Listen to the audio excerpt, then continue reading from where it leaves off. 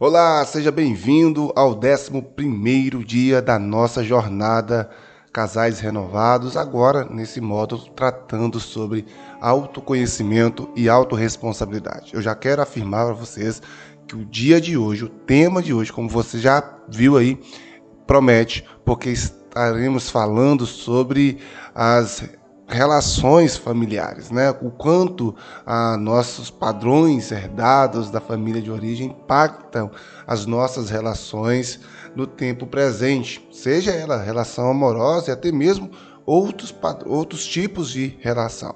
Obviamente, vamos focar nos relacionamentos amorosos, né? Seja aí de namoro, casamento, e você com certeza vai ser abençoado. Então, por isso, eu já vou adiantar. Esse vídeo pode ficar um pouquinho comprido, mas vai valer a pena. Então, fique comigo até o final. Curta, compartilhe, comente, gente. Não deixe de comentar para abençoar a nossa vida também, né? Dar um engajamento, trazer mais pessoas para o canal para que eles também sejam alcançados por essas verdades que têm sido edificantes para a sua vida, ok? O texto base da nossa reflexão de hoje é Êxodo capítulo 34, verso 7, que diz que mantém o seu amor a milhares e perdoa a maldade, a rebeldia e o pecado. Contudo, não deixa de punir o culpado, castiga os filhos e os netos pelo pecado dos pais até a 3ª e 4ª geração. Bom, para você que é leitor da Bíblia, sabe que quem faz isso é Deus, e aqui o texto de Êxodo é Moisés falando sobre tanto a bênção quanto até mesmo o castigo de Deus para aqueles que vivem na prática do pecado sem o arrependimento. Alguns vão chamar de maldição hereditária, eu discordo desse princípio, mas nós vamos entender isso em outro momento, né? Nós vamos nos ater aqui sobre a transmissão geracional de comportamentos. É isso que vamos focar no nosso estudo de hoje, beleza? Por quê, querido? A nossa família de origem, né, de onde você veio e que agora você constituiu uma nova, né, tem um poder muito grande ainda sobre sua vida no sentido de influência. Influência na forma de pensar, de sentir, de agir.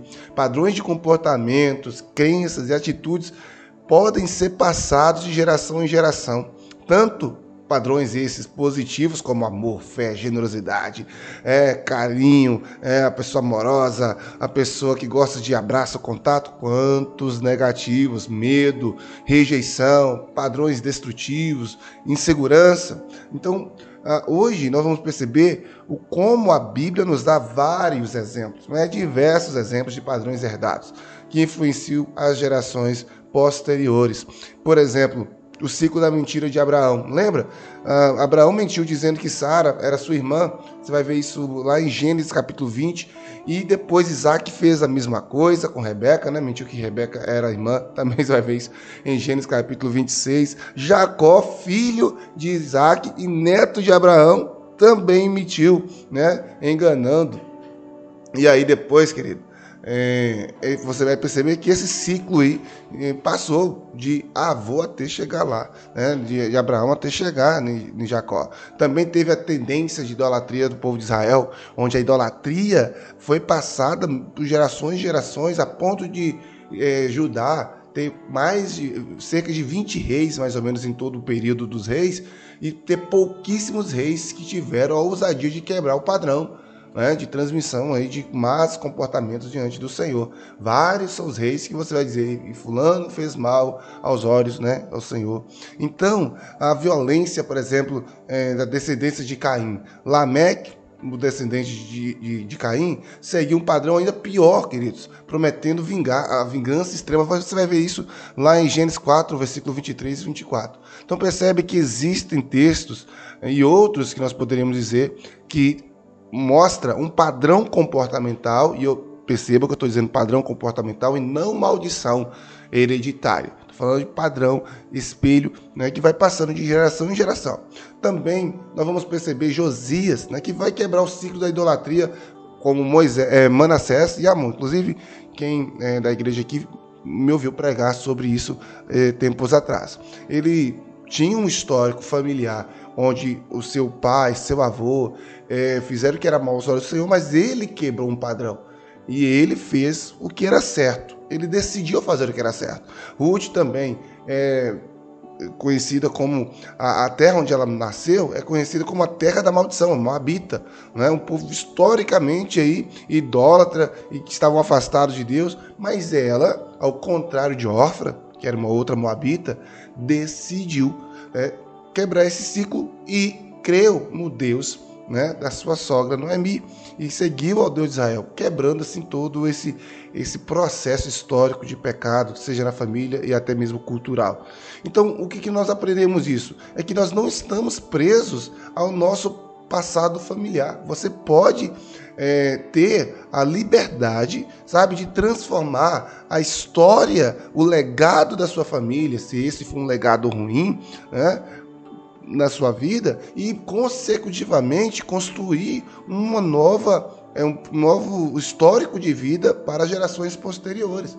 Assim também que o oposto é verdadeiro. Você pode estar tendo um legado de família, né, de comportamentos bons, e aí você cometer o deslize de construir a partir de você um histórico, né, um futuro ruim para as próximas gerações. Você tem uma responsabilidade. Deus te colocou diante desse áudio para você tomar consciência disso. Padrões familiares, né, podem ser transmitidos. Inclusive, a psicologia tem algo que nos ensina sobre esquemas emocionais.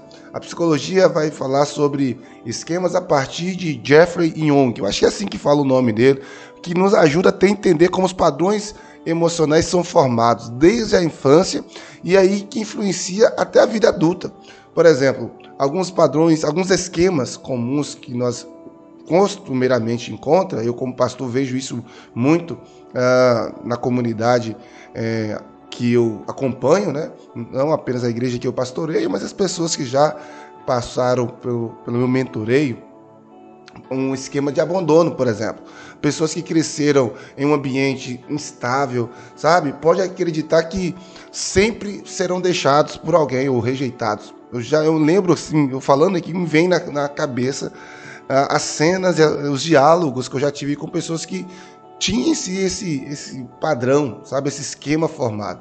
E na Bíblia tem exemplos como o Gideão. Ele vai dizer que ele era o menor da sua família, se sentia abandonado por Deus, a família dele era menor da casa de Israel. Então, esse esquema, né, que às vezes se forma, e pessoas que crescem nesse ambiente instável, né, enfim, de conflito, de problemas, ou até mesmo pais que não tinham uma gerência muito boa das emoções e tinha muito conflito, pode levar os seus filhos a crescerem exatamente se sentindo rejeitados, deixados, enfim. Mas isso não significa que precise continuar assim. Esse padrão pode ser quebrado, como nós vimos no caso de Josias e Ruth. Pode ser transformado a partir da tomada de consciência da pessoa, quando ele entende, né, que ele se sente muito rejeitado. Eu conheço pessoas que se sentem assim constantemente e sempre está querendo mostrar seu valor, né? No Salmo 16, verso 8, vai dizer que o Senhor está conosco, queridos, e nós não somos abalados. Podemos, realmente, às vezes, ser abandonados pelas pessoas, mas nós nunca vamos ser abandonados pelo Senhor. E é claro que precisamos reprogramar, e eu vou falar isso mais da frente, sobre reprogramar mesmo, sabe? Uma nova mentalidade. Já falei em áudios aqui passados sobre a importância do pensamento assertivo, né? O outro esquema que vem à minha cabeça e que eu posso compartilhar com vocês é a de dependência e, consecutivamente, a de incompetência. Eu já falei aqui em alguns áudios atrás, mas é bom sempre repensar. Por exemplo, pessoas que cresceram em um ambiente super protegido, isto é, crianças que foram super protegidas por pais podem sentir que não conseguem tomar decisões sozinhas. Pais que passam muito a mão, a cabeça, pais que controla tudo e quer colocar seu filho numa redoma e que não deixa ele, né, às vezes nem brincar em um ambiente com medo dele se machucar e aquela proteção toda, em vez de estar protegendo, pode estar construindo um esquema de emocional aí, de dependência na fase adulta. E a pessoa sentir dificuldade de tomar decisão, travada em tomar decisão. Tem que perguntar Deus pode perguntar, né? Mas pergunta o mundo todo, né? Antes de tomar a decisão, ainda toma a decisão com medo de errar. Sabia disso? Então, assim, nós temos, por exemplo, Moisés, quando Deus chamou ele para ir para poder pregar, libertar o povo no Egito, Moisés deu mil e uma desculpa, porque ele se sentia incompetente de fazer tal coisa. E você lembra como foi a infância de Moisés? Ele foi colocado num cesto, e aí a filha de Faraó, a princesa do Egito, encontrou, querido, o camarada cresceu debaixo de uma proteção, né, real. Claro que na primeira fase da infância dele foi com seus pais, mas mesmo assim, com o olho da filha de Faraó ali, observando tudo que estava acontecendo.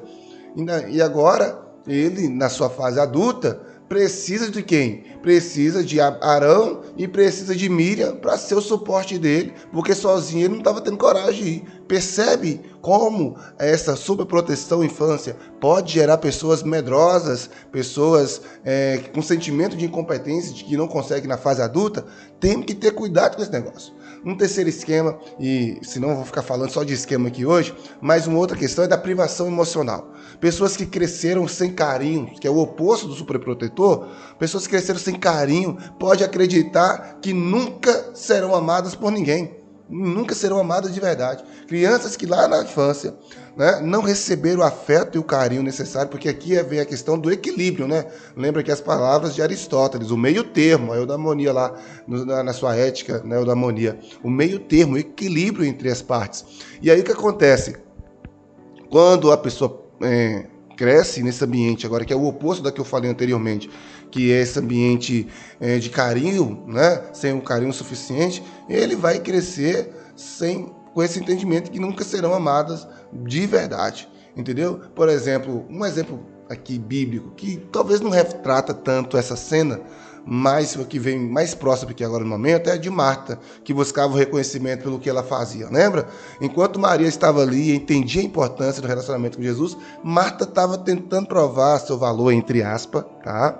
Ali, querendo o reconhecimento pelo que ela fazia. Até mesmo o filho mais velho da história do filho pródigo, que Jesus conta, quando ele vai reclamar para o pai que recebeu o irmão mais novo, ele vai dizer: eu estou contigo desde a infância, trabalhando aqui, o Senhor nunca me deu nada para poder, um cabrito, para poder comemorar com os meus amigos. Percebe esse sentimento e esse padrão se estabelecendo? Então, como quebrar isso?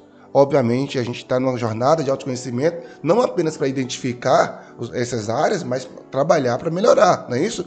Então, busque a sua segurança no amor do Senhor, entenda que o amor eterno de Deus, né, está sobre você. Lá em Jeremias 31:3, o Senhor diz: com amor eterno te amei. Você é amado do Senhor, querido. Você é amado do Senhor, minha irmã. Deixa eu te dar só mais 2 exemplos. Eu não posso deixar aqui de colocar isso para vocês. Um outro esquema de padrão, sabe? Um outro esquema emocional são os padrões elevados e a crítica excessiva.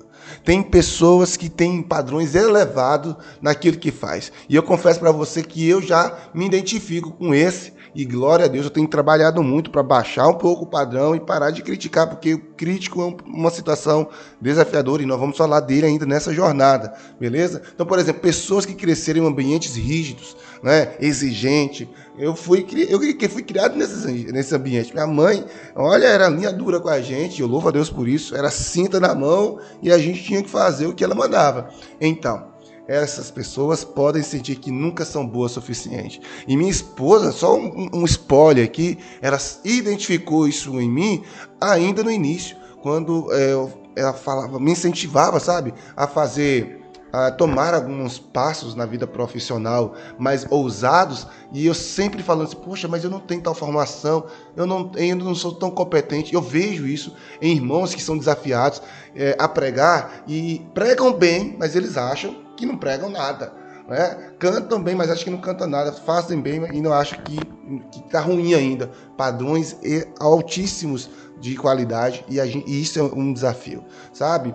E aí eu volto aqui à história do irmão mais velho, lá do filho pródigo. Ele acreditava que o amor do pai dependia do desempenho dele, e ele trabalhava a peça e ficou ressentido quando o irmão, que não trabalhava tanto quanto ele, recebeu a graça do pai. Então, entenda, E eu já falei isso em um dos nossos devocionais aqui. Está sendo tantos que eu não estou conseguindo lembrar agora o dia exato. Mas eu já falei, acho que foi no devocional número 10. No 10 ou foi o 9, né? Ontem ou antes de ontem, que a graça do Senhor nos é suficiente. Foi o que Deus falou Cristo falou para Paulo: minha graça te basta, porque meu poder se aperfeiçoa na sua fraqueza. Então, pense sobre isso, tá? Cuidado quando você constrói um ambiente de padrões muito elevados e crítica excessiva. Você pode estar gerando, você que é pai aí, filhos que quando fica mais velho, né, ele pode acreditar que nada do que ele está fazendo tá bom. Beleza? E o último para a gente concluir e ir para a nossa ação prática é o esquema de punição e autossabotagem. Meu Deus, gente, esse aí tá todo dia diante de nós, pessoas que se autossabotam e elas mesmo se punem. Pessoas, e sabe por quê? Porque elas foram criadas, sabe, com muita crítica. Pessoas que criticavam demais. Então, assim, elas começam a desenvolver essa dureza consigo mesmo. Essa dureza acreditando que não merece ser feliz, que não merece conquistar as suas coisas. Pedro, por exemplo, ao negar Jesus, se culpou tão grandemente, né? Tão grandemente que depois que Jesus ressuscitou, foi lá e mesmo as 3 vezes que Pedro negou, Pedro foi restaurado em amor por Cristo. Sabe? O Senhor quer quebrar esse padrão de autossabotagem, de autopunição, que muitas vezes nós mesmos construímos por uma falha, um pecado, um erro que cometemos e nós mesmos não nos perdoamos. Sabe? Às vezes Deus perdoou e a gente mesmo não se perdoa. Amados, entenda, como diz 1 João 1,9, se confessarmos os nossos pecados, Ele é fiel e justo para nos perdoar. Por isso, eu quero deixar uma palavra aqui de John Maxwell. Eu gosto muito dele, porque ele escreve bem para a liderança, né? Ele diz que a mudança começa quando reconhecemos os padrões que não nos servem mais e escolhemos um novo caminho. Então, galera, presta bem atenção, meus irmãos. Quais são os padrões que você tem hoje, que você tem trago do seu histórico familiar, que não estão mais servindo para o seu tempo presente, para o seu relacionamento, que estão afetando a sua vida nesse momento?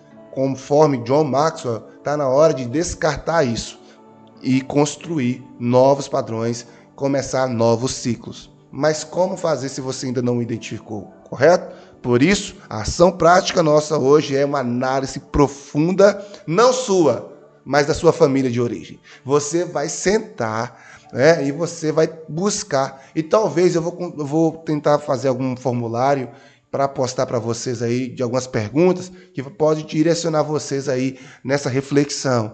Por exemplo, como meus pais ou como minha família lidavam com conflito enquanto eu morava com eles. Por exemplo, como demonstravam amor entre eles. Seus pais demonstravam amor com facilidade, vocês viam isso, como era o afeto dentro da sua casa, como eles lidavam com o dinheiro, como eles lidavam com o trabalho, como eles lidavam com o sucesso, como eles expressavam a fé e a espiritualidade, a vida com Deus, o devocional. Entende? Outra pergunta, como eles lidavam com os padrões negativos como medo, insegurança, orgulho, controle excessivo, né? Aquela coisa de deixar tudo assim impecável, gerir tudo. Como eles lidavam com isso? Como eles lidavam com o perdão? O ambiente familiar é um ambiente com facilidade de perdoar ou com dificuldade em liberar perdão? Então, você vai fazer essas reflexões, anotem no seu caderninho que está com você desde o início da nossa jornada, e depois que você identificar quais desses padrões você deseja manter e os quais precisam transformar, você vai começar a aplicar uma técnica que eu já ensinei aqui, nós já fizemos, que é a técnica da substituição. Tá? Você vai mudar crenças herdadas limitantes, ruins, por verdades bíblicas. Ok? Não é crenças outras, não, é pelas verdades bíblicas. Por exemplo, você herdou uma crença de que nunca vai mudar. Ou talvez você ouvia muito o seu pai ou sua mãe dizer: fulano não muda não, você não muda, você é sempre a mesma coisa. Então, essa crença de que você nunca vai mudar, que você nasceu assim, você pode mudar para a verdade bíblica de 2 Coríntios 5,17, que eu já citei aqui. Se alguém está em Cristo, nova criatura é. Ok? Então, tem como mudar sim. Por quê? Porque se eu estou em Cristo, eu sou nova criatura. Então, vai fazendo isso. Você já teve esse exercício aqui, então já sabe como fazer. Mudar a crença herdada por verdades bíblicas novas, né? Novas para você, elas estão lá na Bíblia.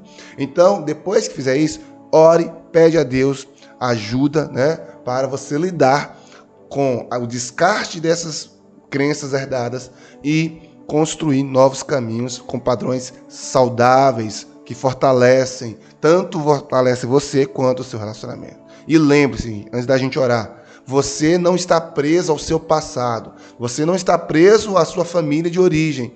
Em Cristo, querido, podemos quebrar qualquer padrão destrutivo e construir uma nova identidade agora baseada na palavra de Deus, baseado nos valores e nos princípios que você pode escolher seguir mediante as Sagradas Escrituras, ok? Se o Filho vos libertar, verdadeiramente vocês serão livres. João 8,36. Que Deus te abençoe. Vamos orar?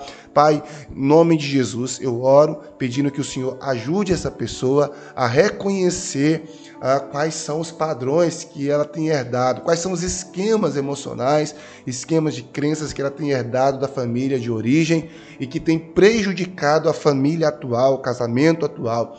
Deus, dê a ela mecanismos, restaure a memória, traga ao coração dela pontos chaves que pode ter marcado a sua história de forma negativa, para que ela tome consciência e comece a reescrever, ó Deus, uma nova história por meio da sua palavra. É o que eu te peço em nome de Jesus. Amém. Que Deus te abençoe e te aguarda amanhã para o nosso 12º dia, em nome de Jesus. Um abraço. Até lá e não esquece de compartilhar, comentar e curtir. Falou, tchau!